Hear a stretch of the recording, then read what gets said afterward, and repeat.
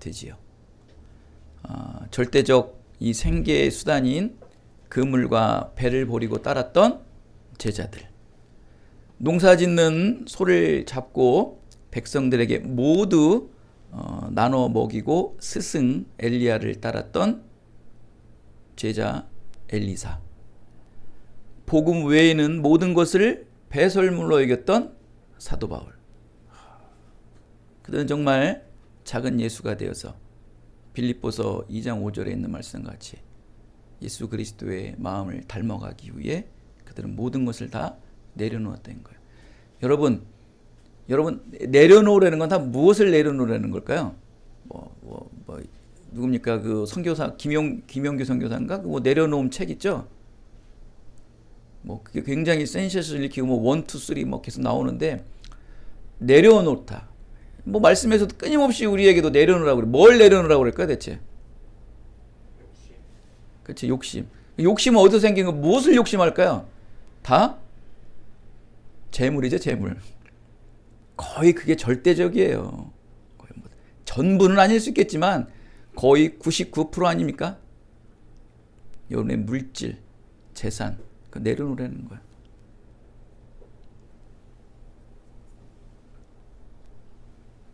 마가복음 10장에 너무나 잘 아는 말씀, 부자 청년 말씀 있죠.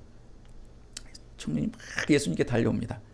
주님, 내가 무엇을 하여야 영생의 구원을 얻겠습니까? 영원한 생명을 얻을 수 있는 이 구원의 길을 알려주시옵소서. 주님, 저는요 어려서부터 하나님의 계명을 다 지켰어요. 최대한 지키려고 정말 열심히 하나님 살았습니다.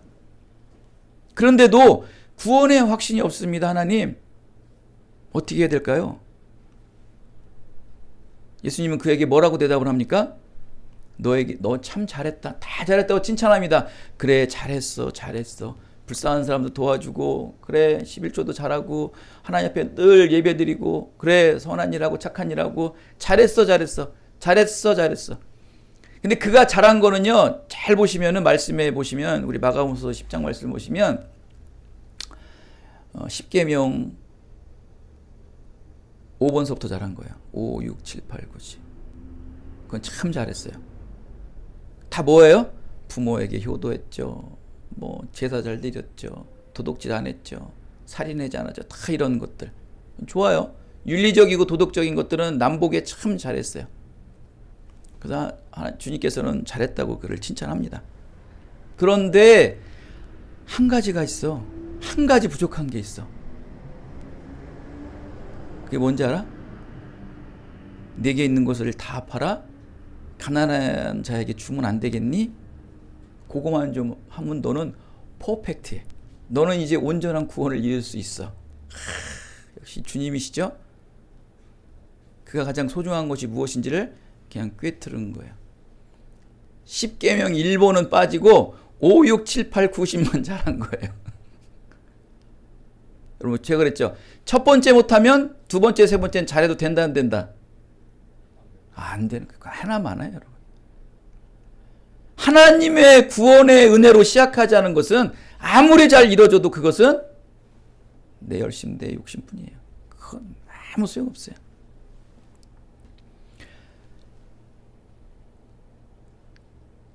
부자 청년은 그동안 나름대로 구제를 하고 실천을 했습니다. 자기는 잘했다고 했겠죠. 교회 안에 이런 부자 같은 청년들이 얼마나 많습니까? 굉장히 많습니다. 구원을 막는 최악의 적이 바로 무엇입니까? 오랫동안 몸에 밴 인습, 적당한 선행을 베푸는 것, 이 착함. 이전부터 내려오는 생활 속에 밴 습관과 버릇처럼 베푸는 이 적당한 선행, 이 착함. 구원을 막는 최악의 적이에요. 이 믿음을 막는 최악의 정이, 이 적이 바로 이 착함이에요, 착함. 여러분, 어느 서신서 말씀에도, 어느 성경 말씀에도 착함이 구원이라고 말하는 데는 없어요. 근데 우리는 착함을 착각하고 있죠, 구원과. 착해야지만 구원의 은혜를 받는구나. 근데 그 부자 청년은 왜 모든 재산을 다 내려놓으려 할 때 슬픈 기색을 띠며 돌아갔을까요? 여러분, 내게 있는 것을 다 팔고 가난한 자에게 나눠주라는 거예요. 엘리사는 왜 그 농사 짓는 자기의 생계예요, 생계. 그 생계를 다 내팽개치고 그 소를 잡아 모든 사람들에게 나눠주고 엘리야에게 수종들었다고 말하지 않습니까? 배와 그물은 제자들에게 가장 필요한 그의 생계수단이에요. 그게 목숨과도 같은 거예요. 그 모든 것을 다 내려놓고 예수님을 따를 수 있었고 엘리야를 따를 수 있었고 모든 것을 지식이든 물질이든 권이든 모든 것을 배설물로 여겼던 사도 바울 다 내려놓고 따라갈 수 있었냐는 거예요. 여러분, 그것을 여러분 끊임없이 여러분 실제적으로 버리라는 건 아니에요. 정말 가상이라도 여러분 한번 만약이라도 여러분이 가장 아끼고 여러분이 가장 소중하게 여기는 것들, 가장 애착가는 것들, 이거 없으면 나는 못 살아하는 것들 여러분 한번 포기해 보셨어요? 물질, 가정, 그 외에 기타 등등등등. 여러분만이 가지고 있는 소중한 프라이버시들이 있겠죠. 그런 것들을 정말 내려놓을 수 있고 하나님의 길을 갈 수 있냐는 거예요. 한번 잠시 한 5초 10초라도 한번 생각을 해보십시오. 한번 내려놓을 수 있으십니까? 포기할 수 있으십니까?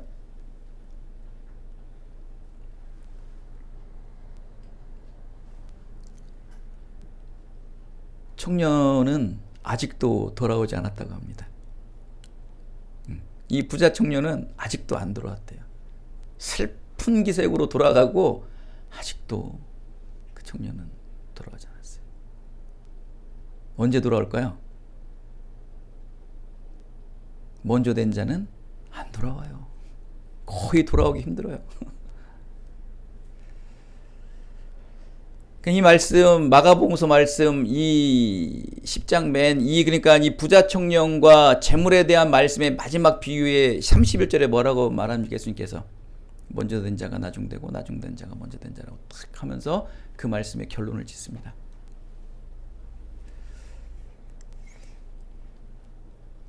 신앙을 먼저 가진 자, 또 부와 명예와 물질을 먼저 가진 자, 그들은 왜 하나님께서 그걸 주신 거예요? 왜 여러분에게 물질을 주시고 명예를 주시고 또 여러분에게 구원의 복음과 구원의 신앙을 왜 줬을까요? 왜 여러분에게 먼저 줬을까요?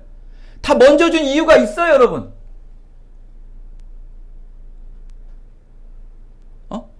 왜 먼저 줬을까요?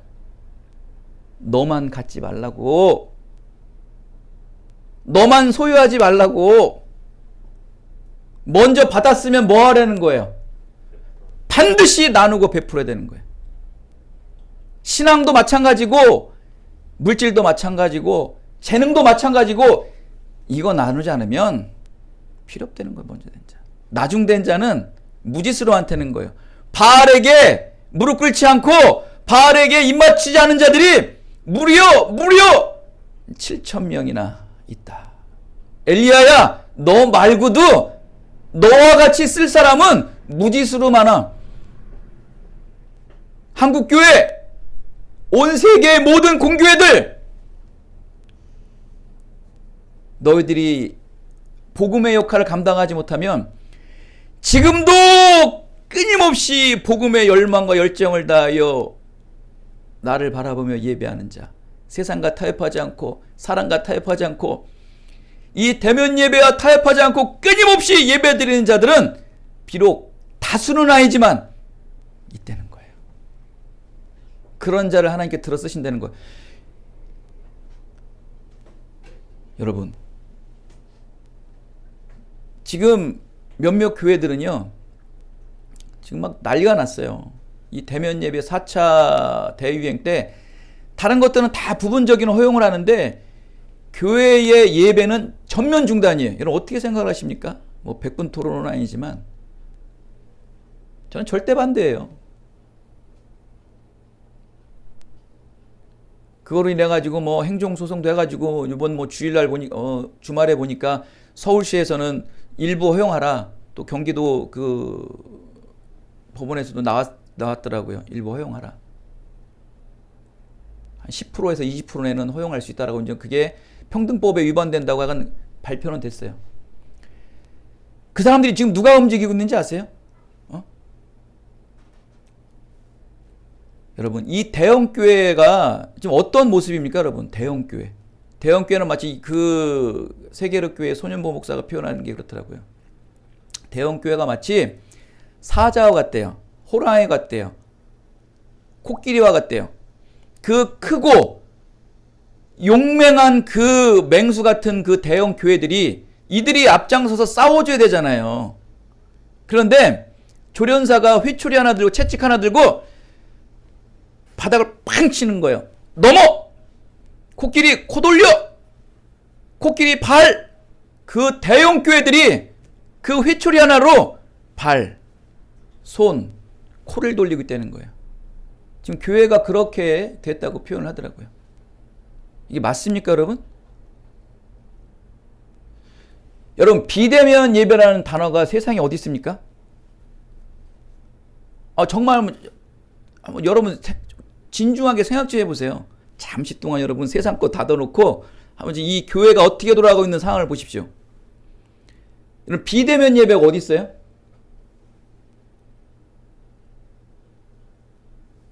그럼 그들이 만든 프레임이에요. 그들이 만든 프레임. 예배를 맡고자 하는 자들의 프레임이에요. 비대면 예배라는 거 원래 없어요. 신학적으로도 비대면 예배는 없는 거예요. 아니, 신학자가 비대면 예배라고 말았으면 뭐 그러려니 하겠지.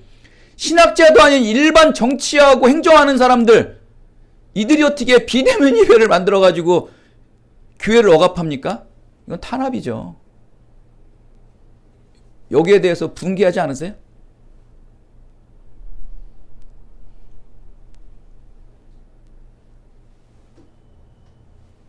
하나님께서 우리에게 먼저 된 자가 되고 신앙을 주고 복음을 주고 부와 명예를 주고 권위를 줬다는 것은 나누라는 거예요, 여러분. 근데 그게 철저하게 막혀지다 보니까 심히 고민하며 돌아가는 거예요. 그들은 결코 돌아올 수 없습니다. 돌아오지 못해요.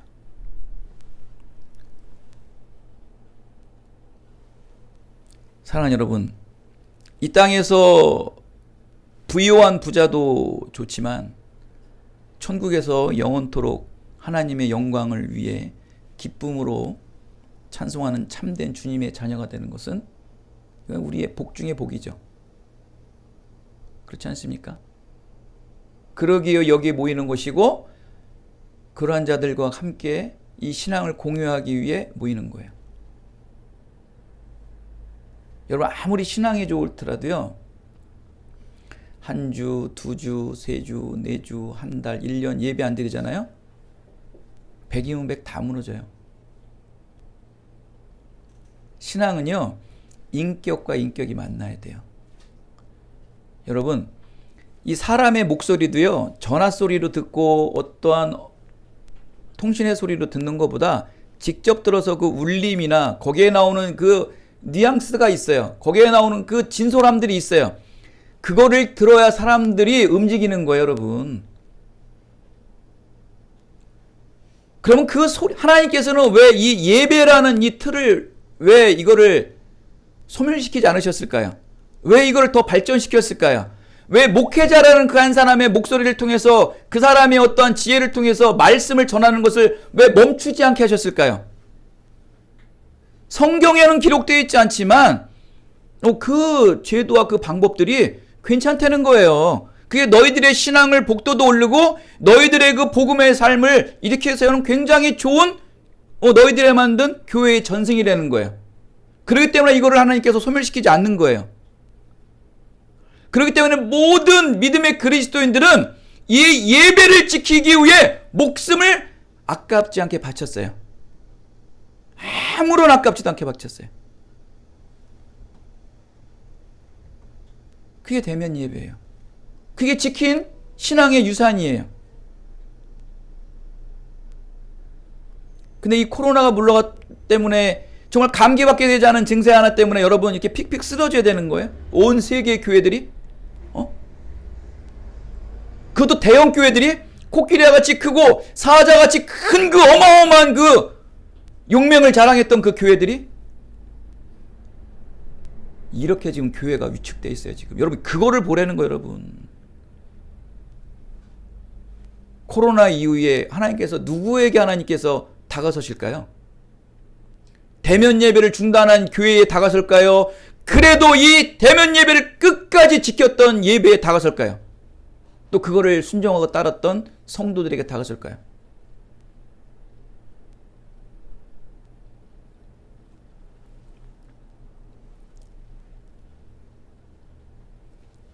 오늘 이 야고보서에서는요, 여러분, 이 교회 공동체의 이 공정함을 위해 지금 문제를 일으키는 부자들에 대해서 얘기하고 있어요.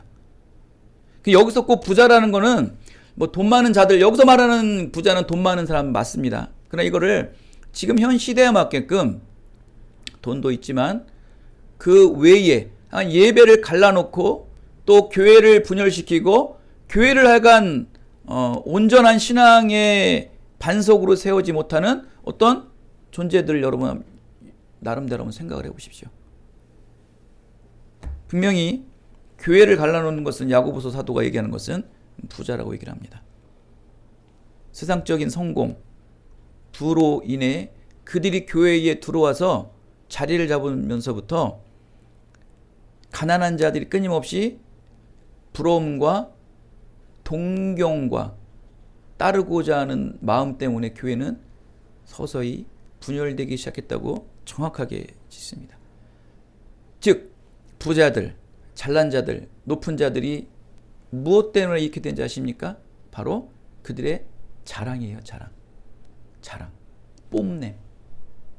뽐냄 때문에 교회는 갈라지기 시작했다.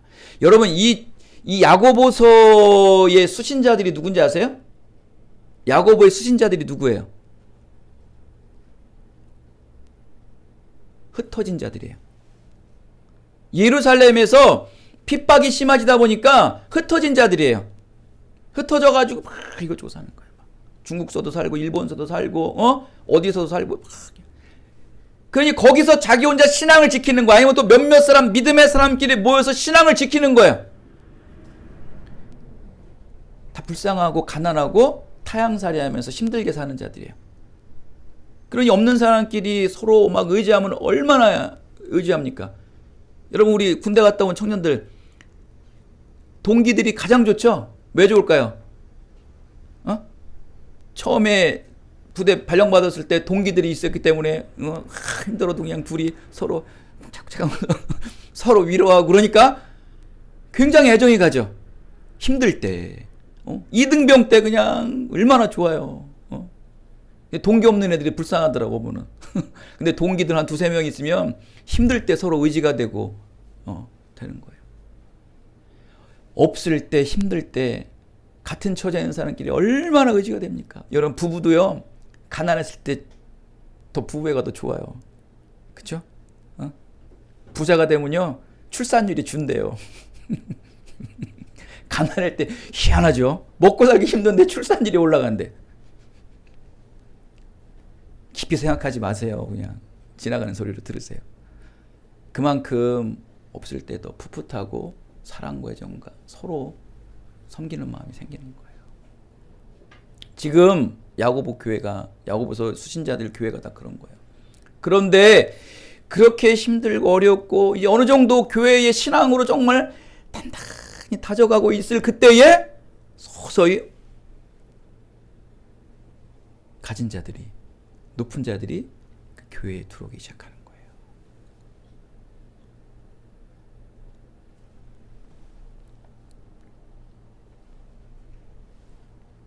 그들이 와서 시작하는 것이 바로 다른 게 아니에요. 자기의 있는 것을 드러내기 시작하는 거예요. 그러니 없는 자들은 늘 선망하는 게 뭐예요?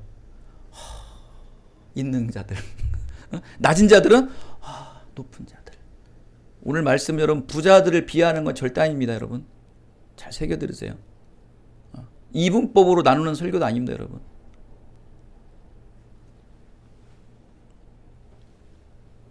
9절 10절 말씀을 보면은 비천하고 가난한 형제들을 성도, 신도, 그리스도인이라고 기록을 하고 있어요. 그런데 여러분, 부유한 자에게는요, 형제, 성도, 그리스도인이라는 단어가 생략이 되어 있다. 부유한 자는 믿음의 형제가 될 수 없을까요? 이들은 믿음이 있다고 하지만 자신의 그 부유함, 또 재물과 성공한 것을 늘 마음에 품고 있죠. 그렇기 때문에 그들은 이 형제라, 또 성도다, 그리스도인이라는 단어가 그들 앞에 생략이 되어 있다는 거예요. 마치 좀 전에 말씀드렸던 마가복음서 10장에 말씀드린 부자 청년과 같은 거예요. 그에게는 하나님보다, 구원의 영생보다 자기의 부유한 재산이 더 중요한 자리를 차지하고 있었다는 거예요. 하나님과 구원의 영생을 방해하는 이 돈에 대한 사랑을 먼저 제거하지 못했던 거예요. 결국 그에게서 돈은 구원을 막는 최악의 적이었죠. 부자 청년은 결국 슬픈 기색으로 근심하며 떠났습니다. 그러니까 아직까지 돌아오지 않았다고 말씀드렸지 않습니까? 무엇을 말씀하는 거예요? 교회에 들어오는 부자들은 반드시 무엇을 제거하고 와라? 너의 부자됨을 제거하고 오라는 거예요. 한마디로 말해서. 그래야 교회가 공정화되는 거예요. 여러분, 이 세상이 왜 불공정합니까? 이 세상이 불공정한 건 바로 능력과 돈과 권력이에요. 여러분, 능력과 돈과 권력이 없으면 여러분, 이 세상은 평등해요. 세상에서나 적용되는 이 불공정이 드디어 교회에 침투하기 시작했고, 지금까지도 이 교회는 공정하지 못하고 불공정으로 끊임없이 지탱하며 가고 있다. 여러분, 항상 큰 교회를 가면요, 어딜 신방을 가잖아요. 옆에 누가 있어요? 항상 뭐 부교육자도 있겠지만 항상 집사님, 장로님, 참모들이 따라요. 오른팔 왼팔. 그리고 목사님이 어떤 힘든 일이 있잖아요. 가장 먼저 누가 발벗고 나서요. 바로 그렇게 충성하는 몇 분들이 아주 뭐 온 마음과 온 정성과 온 재산과 온 힘을 다하여 목사님을 정말 다 바치는 분들이 있어요. 그런 자들이 보면은 교회를 좌지우지하고 있어요. 목사님, 다음번에는요, 저분이 권사님 시켜주세요. 그러면 영락 없습니다. 그 다음에 권사님이 됩니다. 그분. 목사님도 어쩔 수 없어요. 그런 사람들에 따라갈 수밖에 없는 거예요. 끝난 거죠. 예전에 어디고 가니까 이영훈 목사라고 그러면 아시죠? 순복음교회. 이영훈 조영기 목사 후임. 이분도 벌써 은퇴하실 때 되셨더라고요. 벌써 이분도. 그분이 이제 설교를 하러 오시는데 45인승 버스가 2대가 오더라고요. 그랬더니 한복 입은 집사님들하고 권사님들이 먼저 쫙 내려오거든요. 부교육자 내리고. 마이크 세팅하고 딱 하고 중간 뒷자리에 포섭을 딱 앉아 있더라고. 권사님들이 집사님들이 딱 부교육자들 딱 하고 딱 가서 기도하니까 아멘. 그 부대예요, 부대. 믿지도 않네. 진짜 여러분. 아시는 분 알 거야 아마. 그러니 이분들이 이렇게 막 이게 띄워주잖아요. 그러면 거기 있는 성도들도 같이 올라가요.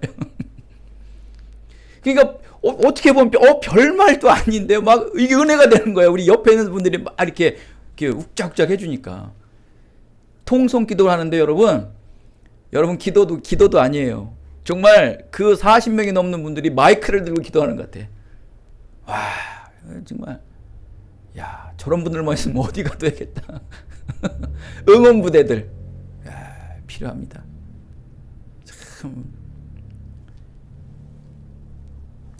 그런 분들이 교회를 주도하는 거예요. 그런 교회는 뭐다?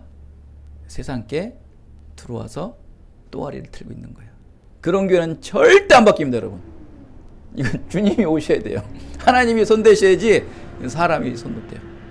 아무리 사람이 손을 대고 아무리 뭐를 밝힐지라도 그냥 그 사람이 당할 수밖에 없어요. 여러분 그냥 그런 데미 혹시 알았으면 조용히 빠져서 피하세요.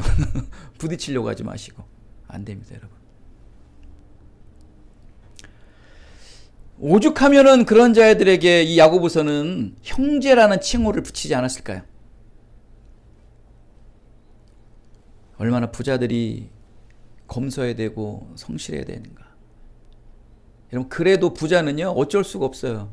여러분 연예인 중에 가장 잘생긴 연예인이 누굽니까? 현빈. 현빈 진짜 잘생겼죠. 장동건, 원빈. 나이가 50이 다 돼가요. 원빈은 이제. 근데 이렇게 미소년같이 멋있어요. 그 아저씨라는 영화에 보면 이렇게 머리를 막 자기가 스스로 이렇게 바리깡을 이렇게 대면서 깎는데도 우리가 이렇게 바리깡을 이렇게 한 줄이면은 이렇게 바보 같잖아요. 그것도 이렇게 멋있어. 이렇게 한쪽으로 이렇게 했는데도. 얼마나 멋있습니까? 그 잘생김은 감출 수가 없어요. 부자도 마찬가지예요. 감출 수가 없어요. 나 부자 아니야 라면서 얘기해도 그냥 그 자체 부자임의 사람들이 부러워하고 동경을 하는 거예요. 여러분 영화 배우 디카프리오 아시죠? 레오나르도 디카프리오. 얼마나 잘생겼어요. 그 디카프리오가요. 그 잘생긴 얼굴을 가리기 위해서 연기력으로 엄청나게 노력하며 승부를 걸었대요. 근데 정말 그 디카프리오가 영화 그 아카데미 나무주연상을 타기 전까지 정말 많은 작품을 봤는데 정말 연기 잘해요.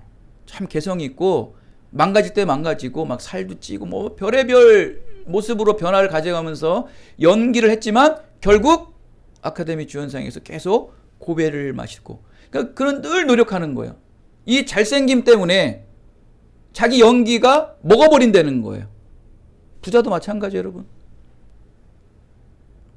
그 디카프리오는 많은 고민과 숙련과 또 아픔 속에 한 영화를 만납니다. 바로 레버넌트예요. 레버넌트.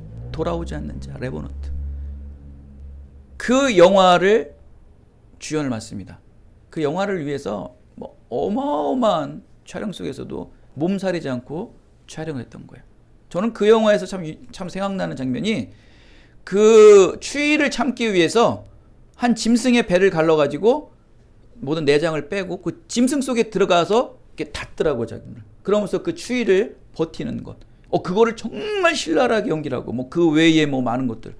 결국 이 레버넌트라는 영화를 통해서 디카프리오는 나무주연상을 거머쥡니다. 정말 그의 그 잘생긴 얼굴, 그의 멋있는 얼굴, 눈빛 이런 것들이 그의 연기력으로 가려져 버린 거예요. 결국 그게 가려졌을 때 세계 최고 나무주연상을 받습니다. 여러분 부자가 얼마나 겸손되는지 알겠죠? 이 부자를요 가려야 돼요. 자기는 부자가 아니라고 끊임없이 이 부자 청년처럼 이 거짓된 착함으로 끊임없이 자기를 가리면 가릴수록 더 빛나는 거 아시죠? 여러분 강남을 가보세요.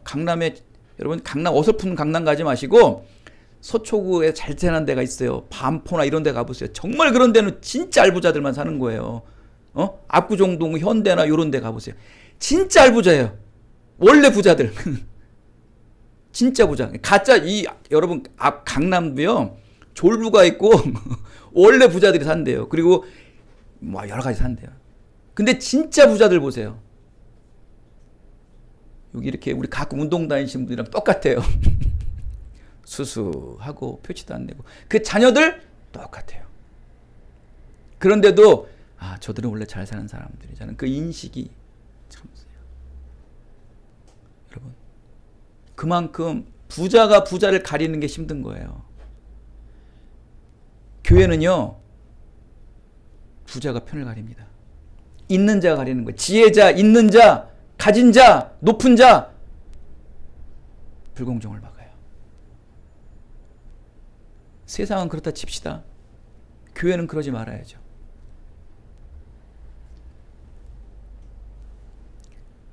부자가 얼마나 겸손해야 되고 얼마나 자기를 쳐서 낮춰야 되냐는 거예요.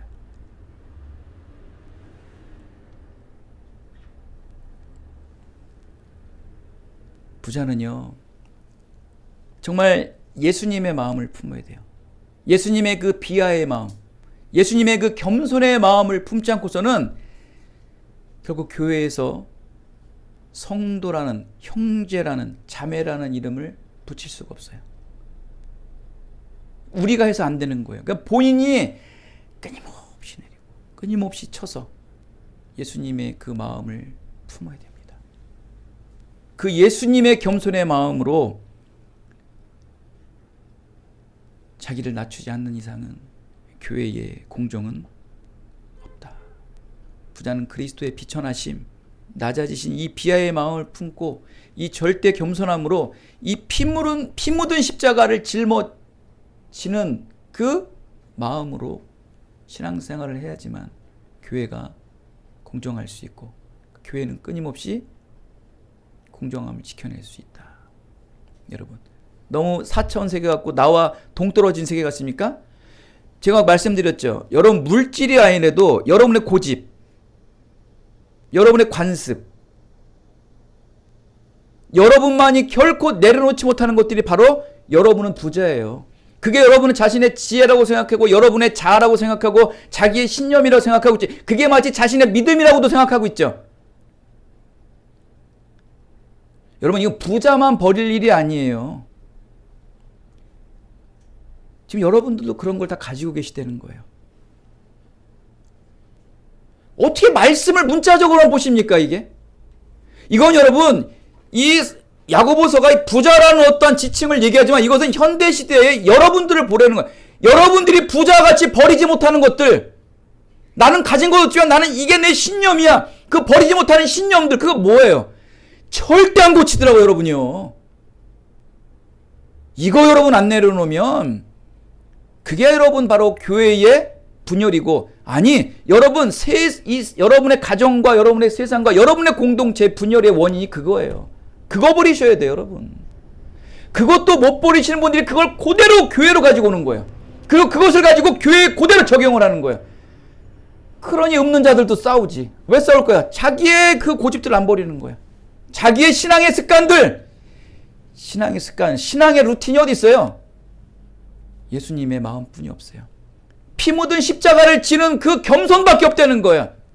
그거를 끊임없이 내려놓지 않는 이상은 교회의 공정은 없다. 없다. 없어요. 그걸 버리셔야 돼요. 이 말씀하고 마치겠습니다.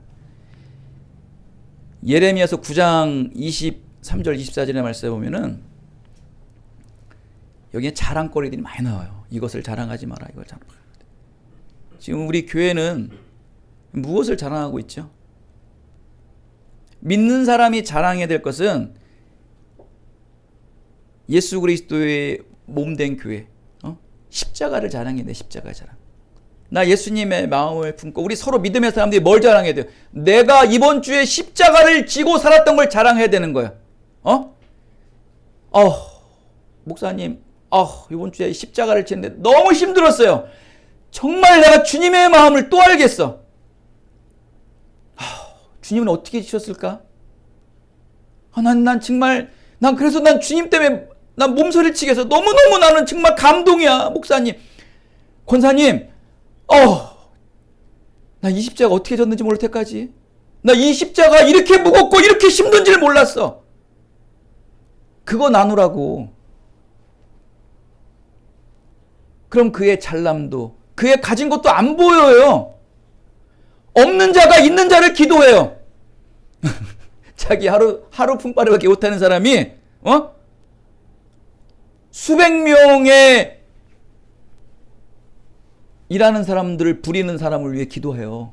그리고 그 사람이 손을 얹어서 안수해줘요. 소름 끼쳐. 그게 교회 아니에요? 그리고 그걸 기도를 받아요. 그게 천국이에요. 그게 천국이라고. 그 천국도 맛도 못 누리는 사람이 무슨 천국 맛을 누려? 이 교회에서, 여러분의 가정에서 그 겸손의 섬김으로 서로 복종하며 천국을 누리지 못하고 이 완전한 공정을 누리지 못하는 사람들이 천국의 공정은 알 것이며 천국의 공평함 알 것이며, 여러분 상상 속의 천국만 믿고 계시지 않습니까? 교회에서 이뤄줘야 돼요. 교회에서. 그래서 말합니다. 용사가 힘을 자랑하지 못하고 돈 있는 자가 돈을 자랑하지 못하면 도대체 뭘 자랑해야 돼? 지혜 있는 자가, 박사가 똑똑한 걸 자랑하지 못하고 가진 자가 있는 것을 자랑하지 못하고 힘센 강호동이 자기 힘을 자랑하지 못하면 자랑할 게 뭐 있어요? 뭘 자랑해야 될까요? 여기서 여기서 말하는 말씀이 뭐예요? 예레미야에서 말하는 말씀이 자랑하지 마라. 가진 거 다 아니까 누가 봐도 돈 많고 힘세고 똑똑한 거 다 안 되는 거예요. 자랑이라는 것을 하지 마라. 거기에 방점을 찍으라고요. 끊임없이 나를 쳐야 돼요. 예수 그리스도의 마음을 품지 않으면 자랑은 나오게 돼요. 없는 자도 자랑하고.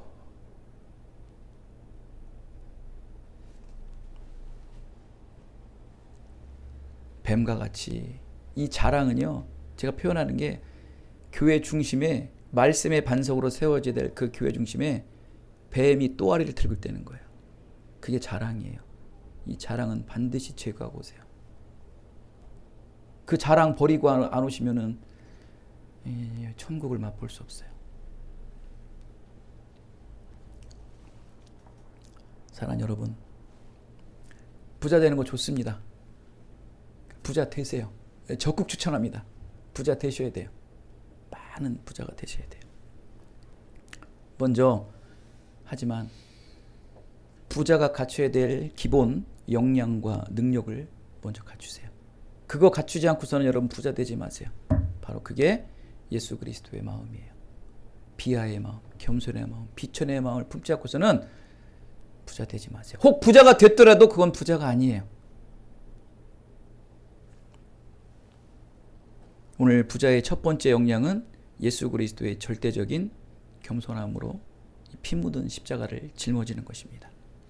예수 그리스도의 절대적인 겸손으로 이 피 묻은 십자가를 짊어진 능력의 부자 성도라야지만 먼저 하나님 나라와 의를 위해, 교회를 위해, 성도를 위해, 가정을 위해, 온 열방을 위해 헌신할 수 있게 된다는 것이에요.